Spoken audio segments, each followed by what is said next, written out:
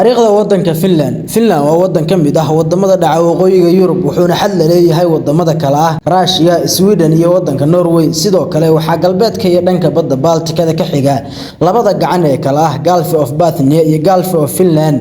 dalka Finland wuxuu ku fadhiyaa bad gaaraya 338,440 kiiloomitir oo laba jibaaran waana dalka sideedaad ee ugu dhulka weyn qaaradda Yurub. dalkani wuxuu caan ku yahay oo aad ugu badan jasiiradaha waxaana laga helaa in ka badan 180 oo jasiiradood. sidoo kale Finland waxa lagu naanaysaa The Land of Thousands Island ama dhulkii kunka jasiiradood. tirada dadka reer Finland waxa lagu qiyaasaa ilaa 5 milyan oo ruux. caasimadda iyo magaalada ugu weyn dalkanina waa magaalada Helsinki. in ka badan 70% dadka dalkani waa Kirishtaan halka muslimiintuna ay ka yihiin 2.7%. muslimiintii ugu horeysay oo Finland gaaray waxay ahaayeen muslimiintii Tataarka sanadkii 1870 markaasi kadibna waxaa kobcay dadka qaadanaya diinta Islaamka iyo muslimiinta imaanaysa dalkani. taariikhyahanadu waxay sheegaan in dhulka Finland la deganaa in ka badan 8,000 oo sano. Finland waxaa soo gumaystay Russia waxayna xornimada ka qaadatay sanadkii 1917. Finland waxay ku biirtay qaramada midoobay sanadkii 1955. sidoo kale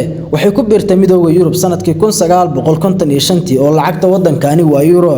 waa wadan ku tiirsan dhaqaale ahaan dhanka warshadaha gaar ahaan warshadaynta alwaaxyada iyo elektarooniga waxaana ka mid ah shirkadaha wadankani ugu caansan shirkadda Nokia.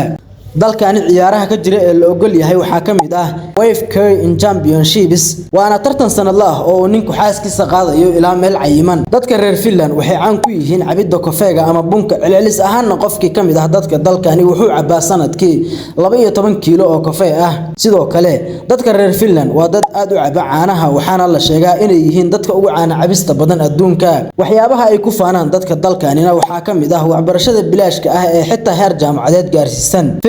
waa wadanka labaad ee adduunka ugu baasaboorka fiican waxaana lagu tagi karaa ilaa 193 wadan.